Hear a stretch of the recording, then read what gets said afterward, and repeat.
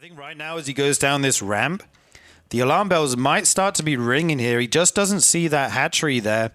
He's going to go over, see there's no hatchery here, go to this other third base location. And when he sees there's no hatchery here, MaxPax might just go into full panic mode here. Yeah. He might start sending something out the front to see if there is a hatchery. That might be what this probe's going to do. Yeah, the probe's going to come down. And is he going to move? Okay, now he might still suspect this is coming. Oh, no, yeah, he knows for sure there's creep here. Yeah, he's chronoing out this unit as fast as he can. He's already got something. I'm like, he might not know that that's creep. He might just think that part of the map is silver. Yeah, so he does know now, and let's see how good his response is. He's getting the adepts. He's still going to go for the Stargate. 2 spine crawlers being made at this hatchery, so he's going to plant those down in front of the wall here and start to chip away at these Protoss buildings. Yeah, and so, you know, this is a game where Protoss has to just not die, but it's going to be really tough. The Zerg is going to have a lot of momentum, and if the wall-in gets broken open, it could be fatal. So batteries are going to come down here. He needs to basically do whatever it takes to sandbag the attack that's going to come through here. The spine crawlers burrow. Remember, they don't burrow that fast, so like the placement of that's really important. Like, was that burrow too far up and can't hit the buildings below it? Stuff like that. Also, remember that the cybernetics core is pivotal tech here. It's part of the wall-in, but if you lose that, you can't make it like adepts or stalkers or anything like that. Yeah, one interesting interaction to keep an eye on here is the air versus the anti-air. Right now, we only have one queen at the front with another one being made. Oracles are on the way, so you will need enough anti-air at some point. Right now, though, these buildings are starting to take a beating, going down. This gateway will fall. The cybercore now under attack, not being healed by these shield batteries here. This probe's just hanging out over there. Oh, the Lings get in! So he's going to run right into the main. Oh, he's going to turn back around here. I guess he sees the Oracle. Better to let that energy burn off. He's going to be able to pop the cybercore. Now, you can still make oracles with that, obviously. And oracles are going to be very handy. Hold on, he's got to be careful. He's going to go for that queen. He's going to try and snipe this queen. That could be huge if he can pick off all the queens. The oracles will reign supreme. I was going to say I love the placement of the adepts in between the shield batteries, but he moves them. They will shade away right now. It looks like all of these pylons going to go down, and the shield batteries as well. How is he going to try and save this base? He's making another oracle, but then he cancels it. He's remaking his cybercore frantically right now. 2 more queens on the way, as well as a spore crawler at the front. So it's going to be hard to overwhelm the anti-air here, I think. I think this natural might just be going down.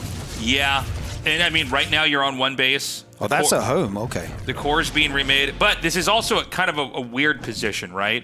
Zerg doesn't have like I guess they do have an expansion in the sense that there's like that hatchery over here that we're looking at, so like you could mine from that. I think what you probably want to do is try to just keep Protoss on one base and play a really tight game. These games look funny because sometimes the way to play is to not even really try to go too hard into econ as Zerg, but just match them to the point where they're going to run out of minerals. And then it's like, okay, well, at least you have another base somewhere, and you can like send drones there or do something like that. Right, yeah, Rogue is making drones now. There's 2 oracles here, starting to target fire down some of these queens. I think this is the big kind of challenge for Rogue now, is how he... Oh, you can't lose this! I was going to say, how are you going to deal with 3 oracles running around the map if you do try and macro? But actually losing one there and heavily damaging another is huge. Yeah, he's going to go for Banelings, by the way. The Lings are going to come in. He's just checking. Wants to see what buildings are warping in. What kind of game am I getting into here? I feel like I'm back in like Wings of Liberty. It's like a one base 4-gate or something. Yeah, exactly. Yeah, this is like right back in the beta. And he's going to go for Glaives. Okay, interesting. Yeah, I mean, I think he just needs to make whatever he can here. There's so much Zerg here. Going to get the surround on these adepts. They will all fall. Up come the queens to deal with these oracles. Okay, falls back to the shield battery. That adept will stay alive. Rogue right now, he's on 22 drones, so he is actually outmining the Protoss, given that he has this other hatchery here. And now he's going to go back into Lings and probably shove this once the creep gets far enough into the Protoss main. So you want these spine crawlers right here at the ramp, where like the only way that you can attack them is if everything's stuck, kind of bottlenecked on the ramp. Oh, yeah. Never mind. Looks like, shut up, Tasteless. This is where you want the spines. I didn't think he was going to actually push up in here. Okay, so you can do this too. And I mean, I think he can hit the gateway with at least 2 of those, right? Yeah, they will be in range. Banelings morph in. These oracles do manage to pick off 1 queen. There's still 2 and a spore remaining, though. It's going to be very hard to overwhelm that. And these buildings, if they go down, it's going to hurt MaxPax's production so much. Here come the Banelings, Tasteless. He's going to come in now.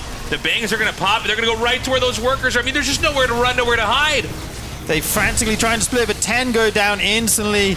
Oh, MaxPax taking so much trouble right now. All his workers going down. Only 9 remain in. The production falls. There's nothing left here. He's fighting till the last breath, but I think the writing's on the wall at this point. I'm like, no, he's got this. There's still a shot. Don't worry.